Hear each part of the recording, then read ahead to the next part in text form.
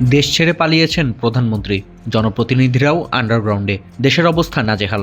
এমনই সংকটকালীন মুহূর্তে বাংলাদেশের দায়িত্ব নেয় অন্তর্বর্তী সরকার। টানা 558 দিনের পথ চলায় একের পর এক বাধা বিপত্তি সত্ত্বেও শান্তিপূর্ণভাবে ক্ষমতা হস্তান্তর সম্পন্ন। আর এরই মাধ্যমে অতীতের খাতায় নাম লিখিয়েছে উপদেষ্টা পরিষদ। কিন্তু তাদের গন্তব্য কোথায়?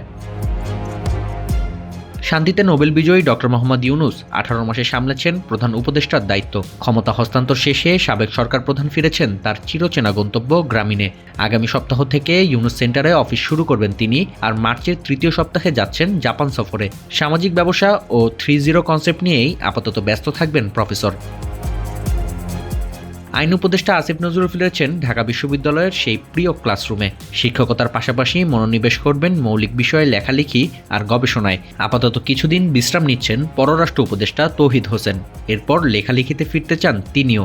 অর্থ উপদেষ্টা সালেউদ্দিন আহমেদ দায়িত্ব শেষে আবারও যোগ দিচ্ছেন ব্র্যাক বিশ্ববিদ্যালয়ে। পরিবর্তন এসেছে পরিবেশ ও মানবাধিকার অঙ্গনেও। সৈয়দা রিজওয়ানা হাসান আবারও নিজ ঘর বেলাতে ফিরেছেন প্রধান নির্বাহী হিসেবে। আর নিজ এনজিও ব্রতির মানবাধিকার রক্ষার কার্যক্রম নিয়ে ব্যস্ত সমাজ কল্যাণ উপদেষ্টা শারমিন এস মুর্শিদ।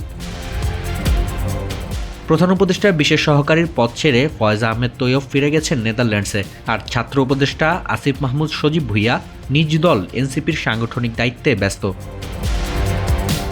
তবে দেশে অবস্থান করা উপদেষ্টাদের অবাধে ঘুরে বেড়ানো কঠিন হবে বলে মন্তব্য করেছেন গোলাম মাওলা রনি। সাবেক এই সংসদ সদস্য সম্প্রতি এক টকশোতে যোগ দিয়ে এমন মন্তব্য করেন। তার দাবি, ওয়াহিদুদ্দিন মাহমুদ বা সালেউদ্দিন আহমেদের মতো 2-1 সজ্জন মানুষের হয়তো সমস্যা হবে না, কিন্তু যারা অকারণে ওভার স্মার্টনেস দেখিয়েছেন, অহেতুক অঙ্গভঙ্গি করেছেন, জনগণ তাদের সহজে ছেড়ে দেবে না।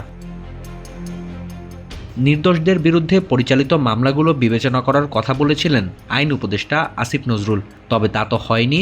উল্টো জনগণের স্বার্থ বিকিয়ে দিয়ে যুক্তরাষ্ট্রের সঙ্গে চুক্তি করেছে অন্তর্বর্তী সরকার। ইতোমধ্যেই বিষয়গুলো জনরোষ তৈরি করেছে।